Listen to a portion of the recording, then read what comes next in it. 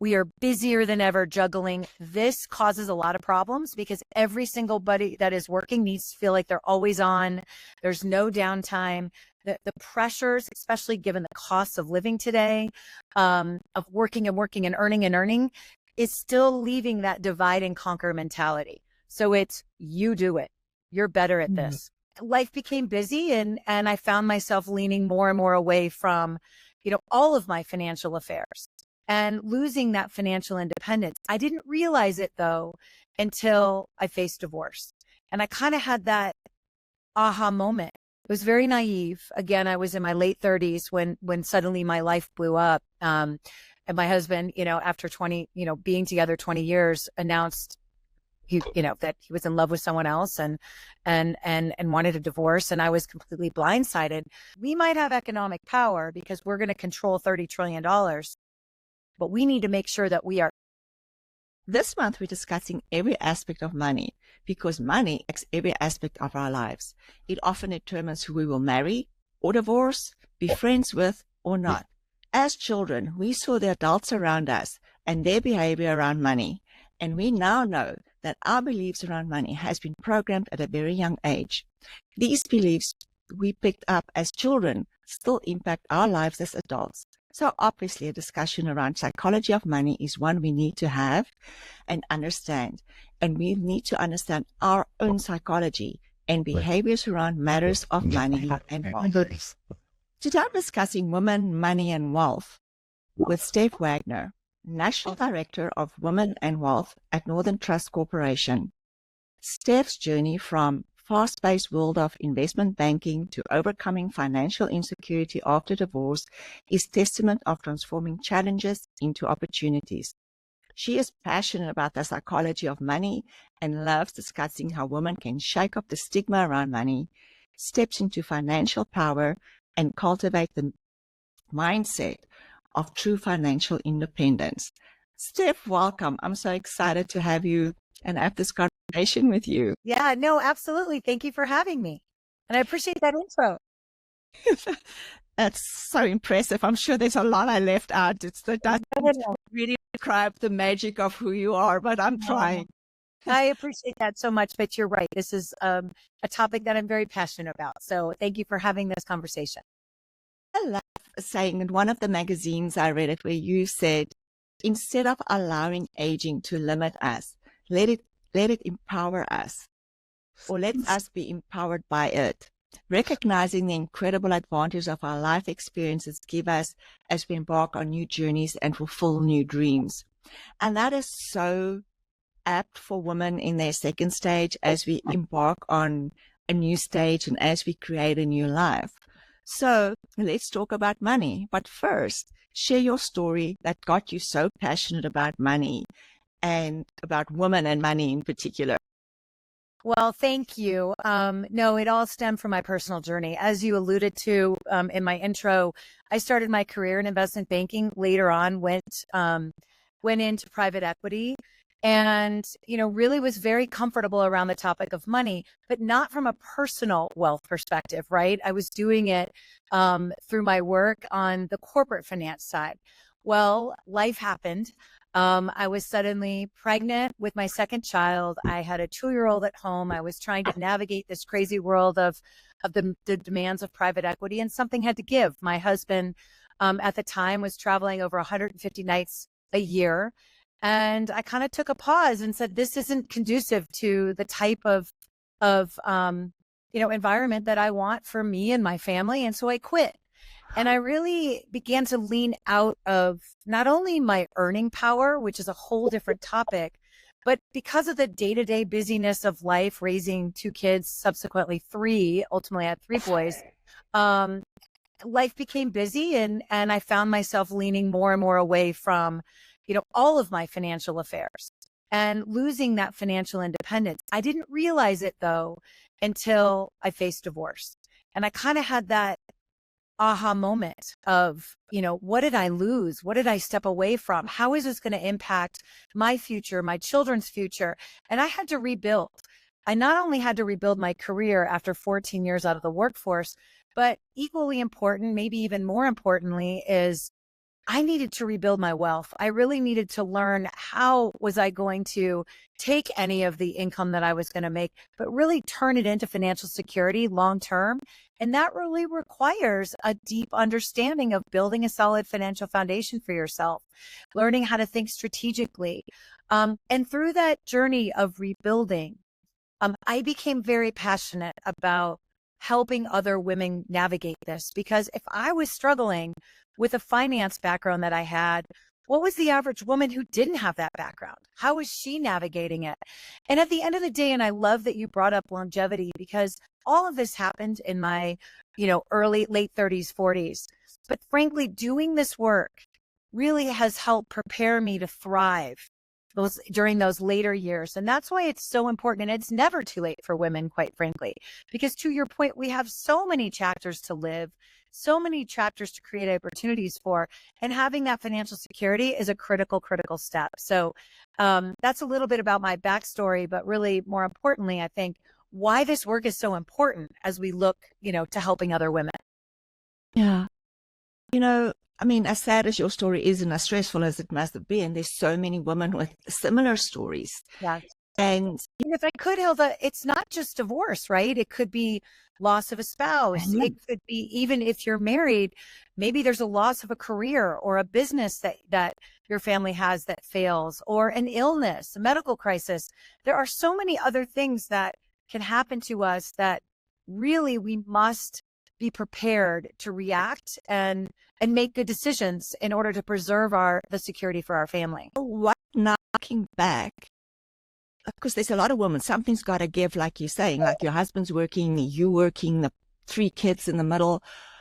For a lot of women makes the decision to end their career or put their career on hold to raise their families.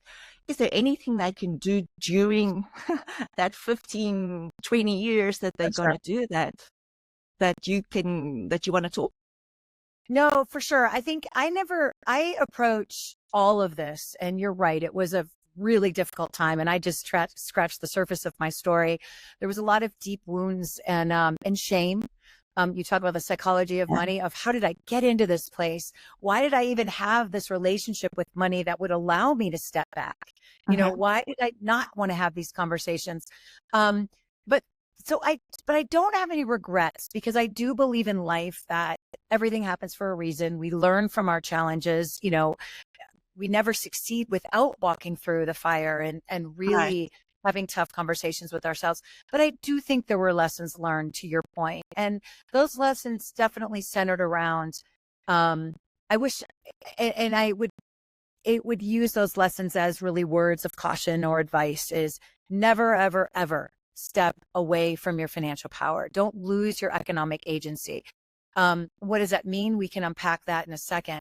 But the reality is, you don't have to be an expert at this, but you got to be in the game. You got to be participating in conversations. You've got to also know, even if you don't want to be involved on the day to day, who you can trust, who you can turn to. You need to educate yourself, right? So that you can make more informed decisions.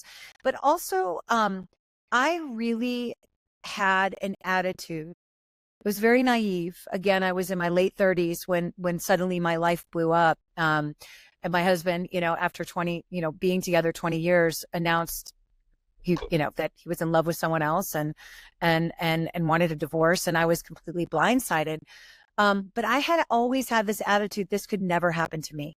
I didn't really appreciate life and the journey of life, and that, life happens, right? It's not all planned perfectly. Just when we think we have it figured out, we have curveballs that we talked about. And so I think, having said that, and knowing the statistics out there, the fact that because of widowhood, because women outlive men, because of the rise of the Great Divorce, because of anything else that can happen, it is so important that we equip ourselves with knowledge and power to be prepared, so that when something happens, we're not reactive like I was, we're proactive. And it's that mindset that, again, ties to the emotional side of money. That's the first step. When you say, what do you need to do? Really examine the why behind your aversion to talking about money. Or even if it's not your aversion, maybe it's your partners or your children's, or understanding the root of why money typically is such a taboo topic. And that cannot and ultimately unleash the power of really taking additional steps to build that solid foundation. So, and that in and of itself is a process too that I'm happy to get into. But the first, I think for when we born like in the 50s, born in the 60s, the three topics that was totally taboo was money, politics, and sex. And here we go, we in our 50s, and nobody told us 50 years later, this is the only skill you're probably going to need in your life. Right. It's so funny you said that, because I often say we're more apt to talk about sex and politics over happy hour with friends than to say, hey, by the way, just curious. So how much is your mortgage relative to your income? And I'm just wondering, what type of 529 plan do you have for your kids? I mean, I think we would never get back invited to a happy hour if we threw out those questions. Right. I love that you just said that. You still see that sort of taboo that we grew up in your world, that women are still scared, ingrained, that Absolutely. we're allowed to ask questions or know almost about. Yes, absolutely. And what I'm seeing that might surprise you is it's across generations. So you're speaking to, I'm in my 50s. I was born in 1970. You're speaking to kind of that 70 or 1970s and earlier. But frankly, I have three sons. They're all in their 20s. They all are in very serious relationships. I've had unbelievably deep conversations, given my work and my passion, with these amazing, wonderful young women. And we've talked about this, and they are just as adverse to talking about it as I was. And when we unpack why, it's because their mothers never talked about it. Their grandmothers never talked about it. And so they're just modeling the same behavior. And if you really unpack it, and if I can, I'll kind of explain the why behind it, is you got to start with the fact that it builds on this false lack of confidence, this belief that we're not good at this, right? We never saw, many of us, and I'm generalizing, of course, there are many women out there that have in fact, saw really good behaviors around money and talked about it. And so I'm not saying that this is everyone, but the overwhelming majority, this is impacting. So it's this deep rootedness, since it's not talked about, when we saw things happen as we were growing up, because no one talked about it, we were left to interpret things on our own, and maybe not with a lot of context. We were young. So, for example, I would see and witness my mom hiding packages from my father. I would see and witness, my dad handling everything and giving my mom an allowance for the most part, right? I thought that was normal. I was left to assume, well, he doesn't trust her with money, or she's doing things that he wouldn't approve of, and they're not talking about it. So, we never spoke about it. That's part of the issue, right? Well, then, as I aged, I'm now not having healthy conversations, and therefore making my own set of assumptions. And generally speaking, again, women have a false belief that men are better at money than we are. And again, that's because of how we were raised, and seeing this lack of equality in terms of financial decision making. But also when you look at history, Hilda, in my lifetime, in your lifetime, we couldn't even get debt without a male cosigner. Right. And when you go, even banks had the ability to give us debt if we didn't have a male cosigner, but charge us a higher interest rate because they thought it was riskier, that we weren't as competent, so to speak. So that gets ingrained in our heads, right? Combined with what we witnessed within our own families. And it's no wonder that we feel this lack of our own confidence that we could do it.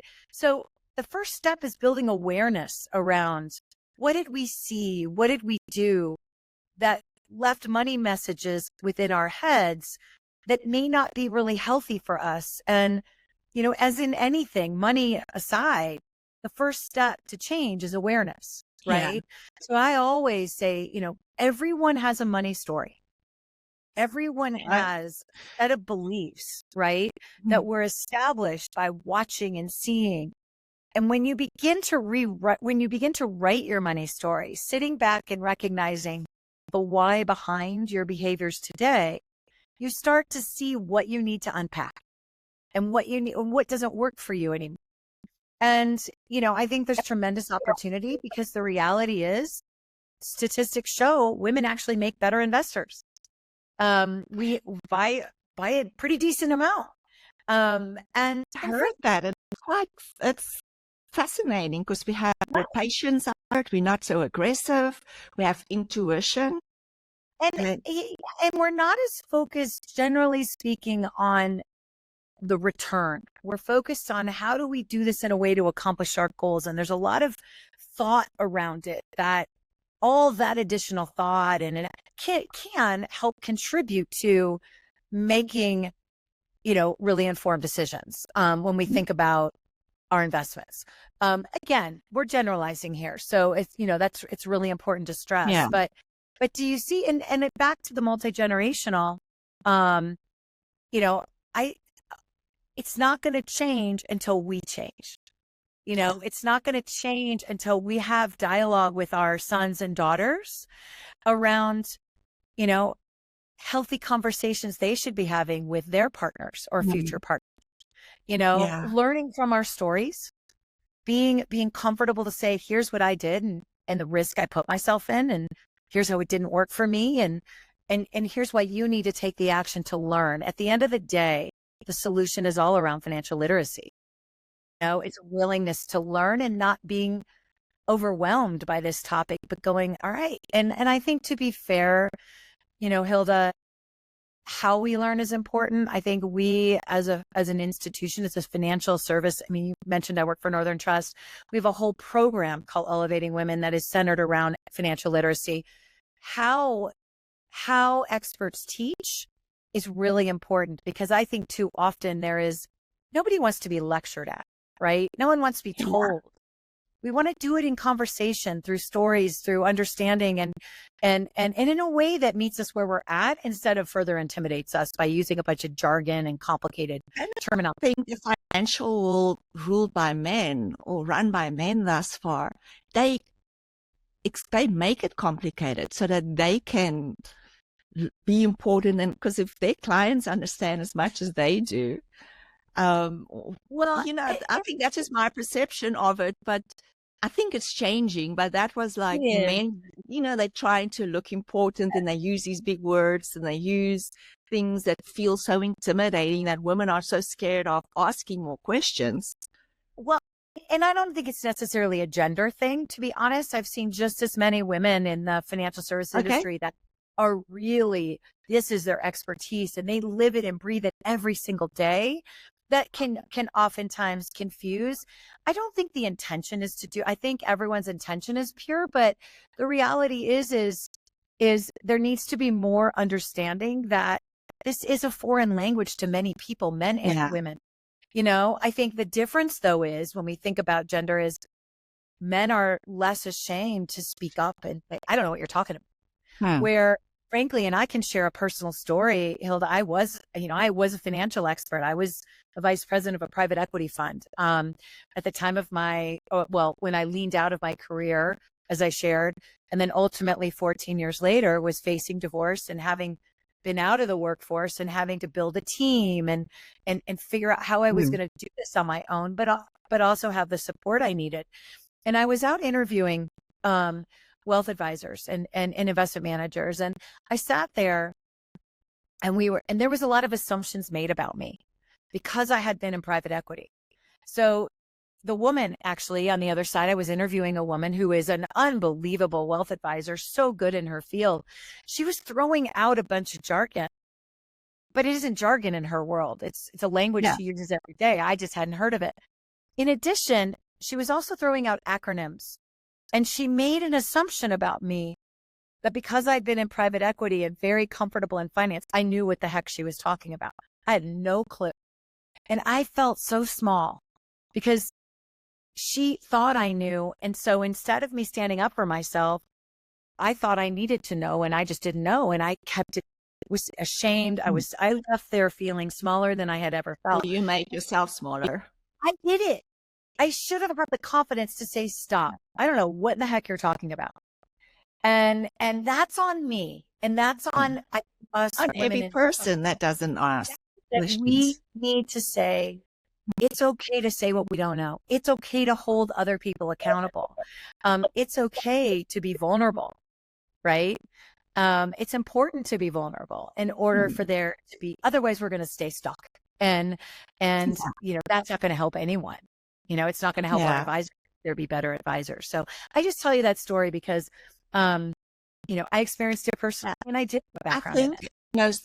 Most of the world, and I'm, like as you said, I am generalizing because it's so amazing to see women coming into the field. Yeah. That was really, for the last 40 years, really male dominated. I just want to stop for a minute and give the readers a chance to just reflect on their own beliefs around money, on what Steph said so far. What has that brought up in you? What did it trigger? Did it trigger emotions? Did it trigger thoughts, memories? Just what came up for you? Because that is the start of your own awareness around the belief around money and your fear of money, fear of asking questions. And yeah, I just want to not just continue, but give this breather so that you can just feel it in your body right now before we go on with the conversation. Okay. And I want to talk to you about the making money and creating wealth, or the difference between money and wealth, and also abundance and prosperity. I've had one of my tantric coaches, and she talks about the pleasure of money, and that abundance and prosperity is not necessarily the same thing. Abundance is having a lot, but prosperity is really creating this amazing life. So I want to talk creating joy around wealth, having money, abundance and prosperity. So I love that. And so let's unpack the first. Number one, I love that you already out of the gate see the difference between making money and creating wealth, because they are two very different things. In fact, I really am really focused on the latter, but I do think, and I'll explain why here in a second, I think we're in an unbelievably exciting time for women. We are seeing more women than ever before have economic influence, right? We've got so many examples out there in Taylor Swift or, you know, Kendra Scott, and these amazing founders that have created these brands or these companies that, and created as a result, a lot of income for themselves, a lot of wealth for themselves, on the front end, right? We are making money as women in ways we've never done before. We have more female founders than ever before. We have more women climbing the corporate ranks and increasing their earning power. That's exciting. But what's missing is what you touched on. Overwhelmingly, those women are still abdicating the long-term financial planning and decision-making to their male partners. And that's where wealth is created, right? The front end is earning. What you do with it once it hits your bank account, you know, to make it simple, is the other part. And if we're abdicating that, it means we're not really learning how to actually grow and preserve our wealth, and to look at our net worth as really that's security. It doesn't matter what you make. It matters what you do with the wealth to create long-term financial security, or to help your money earn money on money, so that you don't have to do as much to earn over time. Does that make sense? So that's where I see tremendous opportunity. 56% of women today are still deferring those long-term financial decisions, the investments, the long-term financial planning, the wealth, the estate planning to their male partners. And what might surprise you is married millennials are doing it more than any other generation. So again, this is not, and the reasons are different. They're different. I want to understand the reasons around that, because I would think that they saw their parents and their mothers. But again, they didn't learn. They didn't learn how. They saw, but they didn't gain the skills to do anything about it. So the reasons are different. The traditionalists, which obviously are older than the boomers, and even me, I'm a Zer, right? You're I'm a Xer. zero on that. Sorry, I have three viewers. I have Zers, 3 boys. You have the Zers, but you're an X. X, and in more ways than you know. I'm also an ex-wife. But we did it more because of more of that traditionalist. I mean, 65% of households in the 50s had that breadwinner to homemaker type of structure. 65% of families today, that is only 20%. Really? Right? Yes. But what's interesting is we're now living in an environment more than ever where we have two incomes, where we have both working parents. We are busier than ever juggling. This causes a lot of problems because every single buddy that is working needs to feel like they're always on. There's no downtime. The pressures, especially given the costs of living today, of working and earning, is still leaving that divide and conquer mentality. So it's, you do it. You're better at this. So even these women that are making money are still deferring because, again, it goes back to that, the mindset of, you're better at it. And another reason is wealth is more complicated today. Way back, right? You just had a house, 401k, a pension. What else? Right? Maybe some brokerage accounts. Today, we have crypto, we have private equity investments, we have venture capital, we have real estate investments. We have all of this stuff in our balance sheet that is more complex than the traditional retirement accounts and traditional investment accounts. Those are complex enough, but then you fold in all these other types of assets. So again, going back to that deep rooted insecurity that many of us feel of we don't know enough, all that is exacerbated as wealth has become complex over the years. And so that divide and conquer, you can see, now you can kind of understand that, again, the reasons are different, but the problem is still the same. So I think that is huge to make that distinction that we might have economic power because we're going to control $30 trillion, but we need to make sure that we are educated, informed, ready to be good stewards of that $30 trillion. It would feel really good that billionaire women are still abdicating or passing it on. I mean, so for us mere mortals, we can give ourselves a little bit and just start. We're all human. You know what I always say, I hope this resonates, is no one wakes up one day and says, I think I'll lose my financial independence. That sounds like a great idea. No, of course not. It just happens over time. Life gets busy. Our situation changes, and we're all at the end of the day just doing the best we can. And that's where the call of action is, and I love that you took that pause. There is no time but today, right? There's no better time than to sit back and think, where am I? Where have I been? Where do I want to go? And what changes do I need to make emotionally and actually tactically and strategically to better myself? And the fact that we are living longer than ever, and I love your mission and really thinking on longevity and helping women make the most. We could live, I'm 54. It is, women today that have means, which means access to good health care and to mental health support and to the physical help. We're living into our 90s on average, 10 to 14 years beyond what average women's life expectancy is, which is 80. Yeah. And so that means we could have 35, 40 years, right? And so there's no time like the present to take action and make the most of that. I often hear time's running out. No, it's not. It's just beginning. I'm part of one of my other businesses. I talk about the longevity escape velocity, where for every year you're alive, you're going to live another year. 95 is young still. We need to prepare for 105, 120. It's due. I don't know if I do, but I don't know. Yeah, I don't know. Well, we need to have a lot of money to keep young, young for that age. Talk to me about abundance, your view of abundance and prosperity, what you see in your world. Yeah. Well, going back, so let's take abundance, right? What's the opposite of abundance? Scarcity. So let's break that down for a second, because to me, that's really a really critical conversation when you think about the psychology of money. You know, do you sit on the bench or do you play life big? Right? Like, scarcity, which is there's not enough for all of us. You Mm. know, I'm afraid to take risks. You know, I'd rather, and I'll turn that into a money sense, I'd rather keep it all in cash.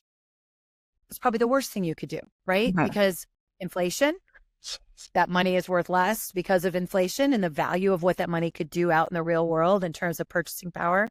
But also it's costing you from what you're missing out on investing it at a higher return, right? But people get in that fear-based approach and that scarcity of, I can't afford, to lose, but you're sabotaging yourself. Abundance is different. It's more of a growth mindset, right? It's more of a belief in ourselves that I just got to equip myself, and the possibilities are endless, right? But you're Yeah. right, because if you don't think of what you do with it, abundance just becomes, I want more and more and more and more and more. And what you talked about, prosperity, really in my mind doesn't have much to do about the zeros and the number of digits, right? It's the joy. It's the peace of mind. It's Mm. the effect of the wealth that you've created and the impact that you can have. That creates prosperity, which again, too often I think we assign numbers to, I need this much Then I'll be for prosperity. prosperous. I need this much to feel financially secure. Not, it depends on what your needs are, Yeah, right? There are plenty of people that feel that's completely joy 100%. and Yes. peace and prosperity around money that have very little relative to someone that has a lot of zeros and doesn't sleep at night because, you know, they focused only on, I don't have enough, and they have plenty, Yeah. you know, They don't again. have So time and they're just always so busy. And like you said, there's the more. They can't stop and smell the roses and enjoy what they've it's created. not getting off that darn hamster wheel, right? It's just Yeah. constantly grinding. And it's easy for us in this crazy world that we live in of, it's just life, right? The Mm. pressures of and I think in many ways women experience a lot of pressure because more and more, speaking of longevity, more and more of us, even as we age, have incredible demands on us financially and physically because of being part of that sandwich generation. We're talking about us living to be 95, but our mothers and fathers could live to be. And so many of us are in a situation of, I'm going to be called, and of course, willingly help an aging parent or loved one. I could be 75 and thinking I'm in the golden years in retirement and be called to financially support my mom. Well, maybe still financially supporting in one way, the needs of a child. That's different for everybody, but you understand we have a lot of pressure.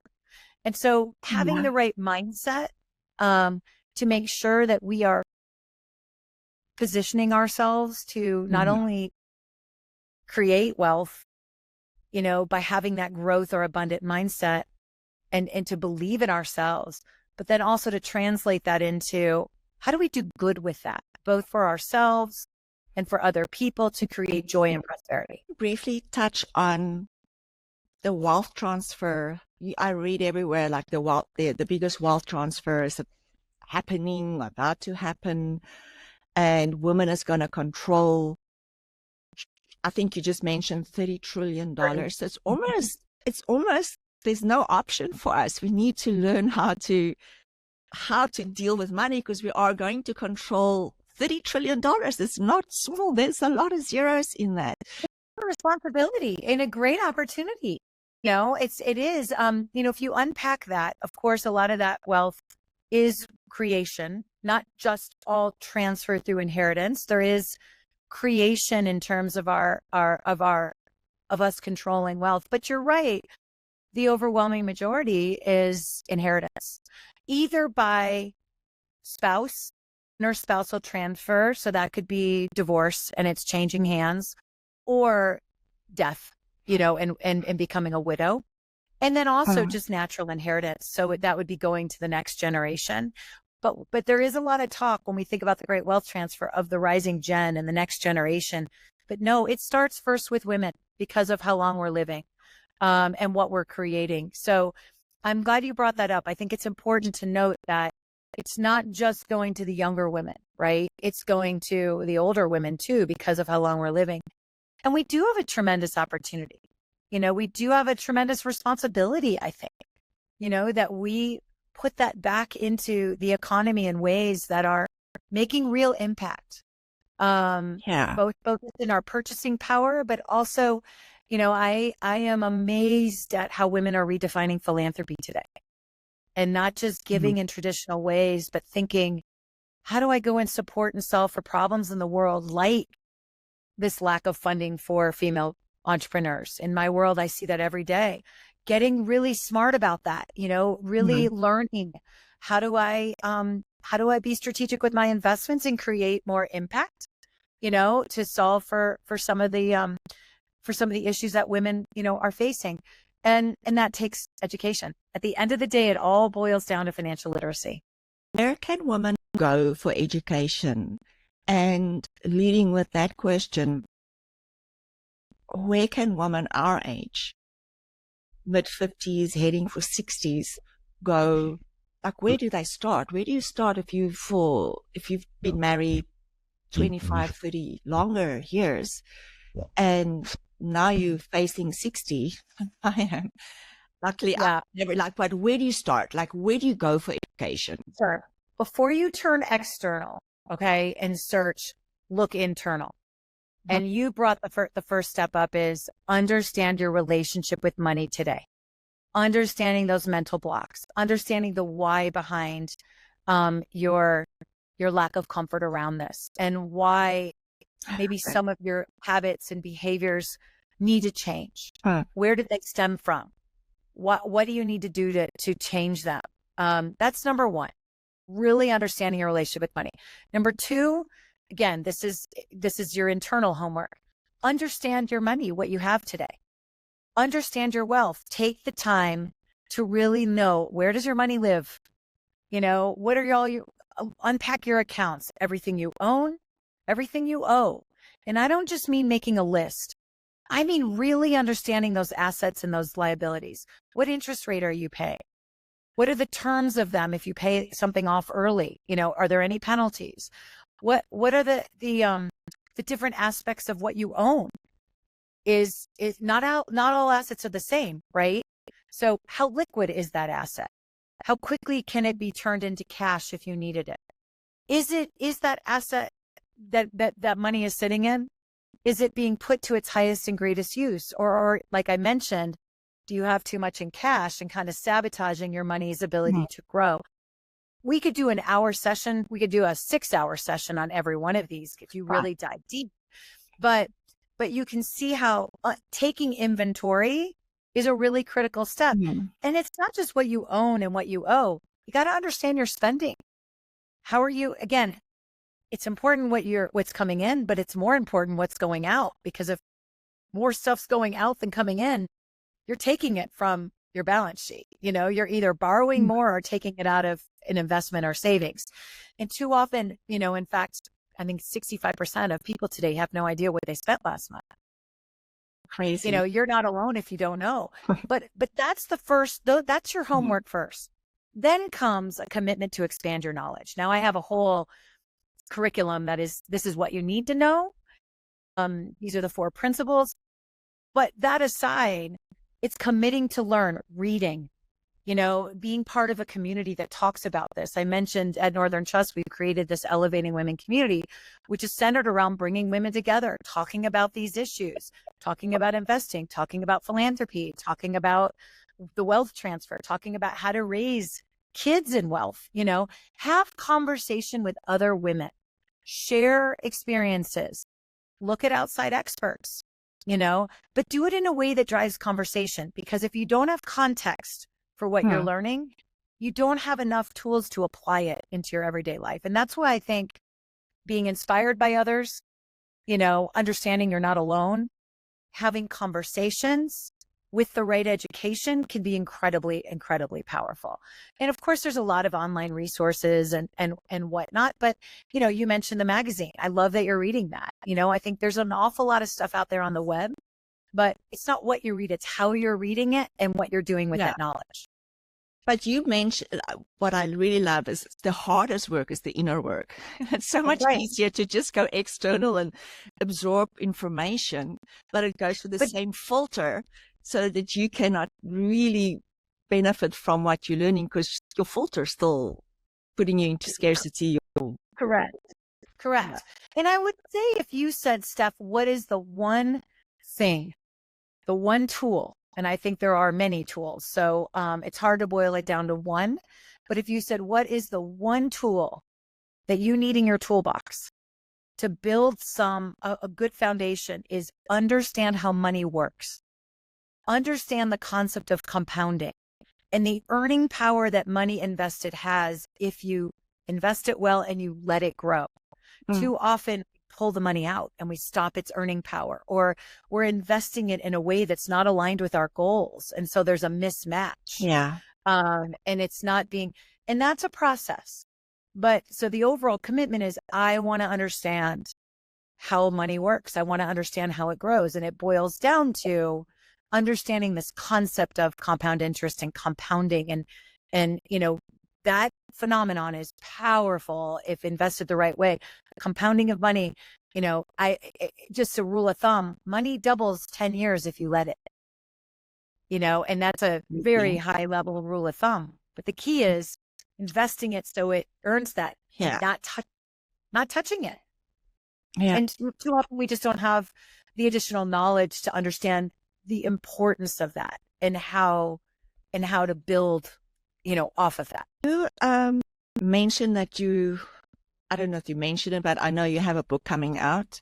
You Tell us about it. I know conversations you and I had, you're really passionate about your message in the book, and I can't wait to read it. So thank you. Well, so it comes out in November, and it's a lot about what we've talked about. So you've we just scratched the surface, but it really dives even deeper. It's called Fly, A Woman's Guide to Financial Freedom and Building a Life You Love. And it is, it talks a lot. I'm really open about my story and my journey of losing my financial independence. And my hope is that women, men, young girls, older, all women of all generations understand and use it as a cautionary tale. And also as a tale of, I get it. I've been in your shoes. You're not alone. And so it kind of guides you through that, my wake up call, the importance of financial independence. And then the second part, it's 7 steps. So there's a lot of story woven of how I rebuilt my wealth, but more importantly, there's a lot of tools of actionable insights on how you can build a solid financial foundation using these 7 steps. Exploring your relationship with money, knowing your numbers, expanding your knowledge, creating a plan, executing that daily, and who do you hire?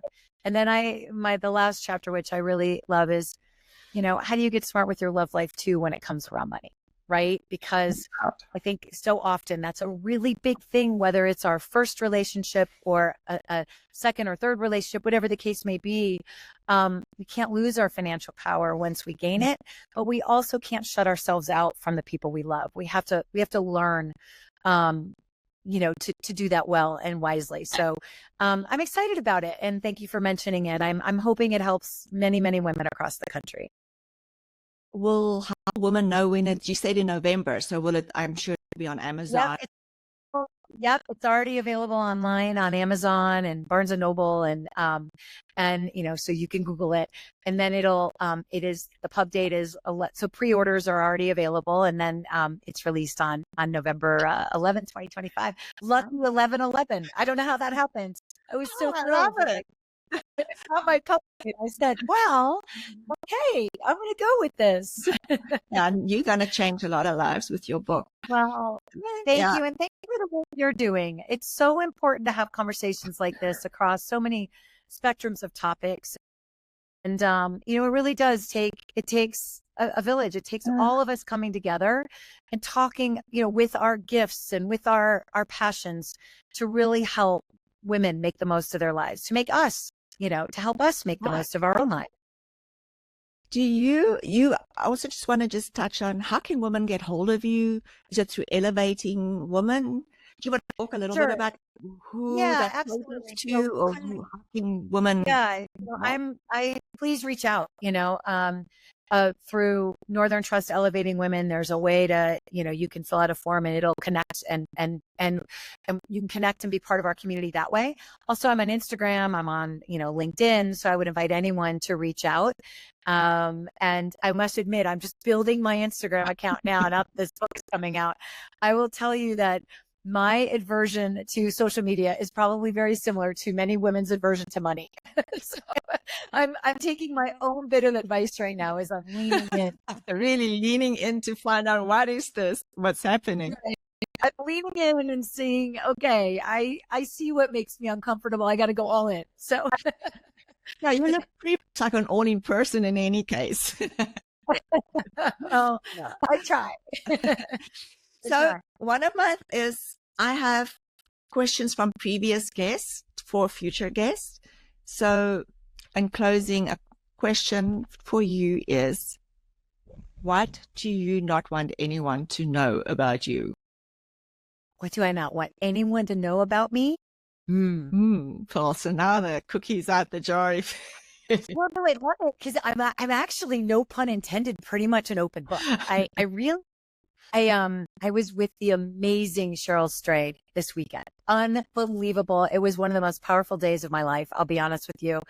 And I'm giving you this because I think it can help women.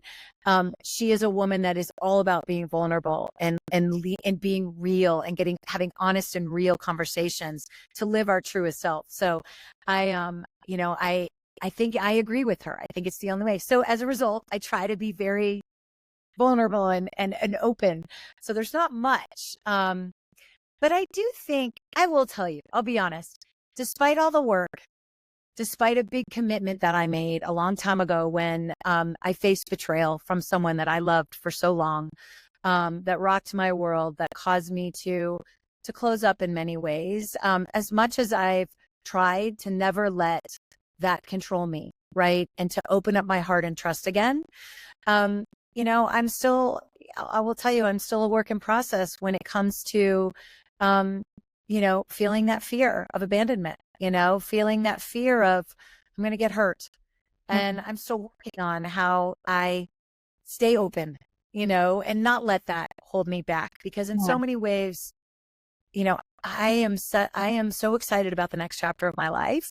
But until I let that go, that's a really big, important component that I'm still working on. And I think it's important to share because I think, for so many of us, we have tidbits of our lives that we haven't yet worked through that hold us back unnecessarily, but still really critically that we need to work on that. Your vulnerability. Thank you. Because I don't get to 55 or 60 or whatever age without that. So many of us are hanging on to the fear of the stuff. And to me, it's like our second stage is really time to let go, because this is the time we can be free and really create the life we want to see. And on our own terms. On our terms, right? We can just, it's not big. We've done it all for everybody else. Now we can turn internally again and decide what our lives look like. I want to thank you for joining me today. And it was really a delightful conversation. Thank you so much. Yeah, no, it was my pleasure. And thank you for the opportunity, and hope to be in conversation with you again. Again, I love the work. I'm sure we will. Thank you. In and of itself, you are quite an inspiration. So thank you.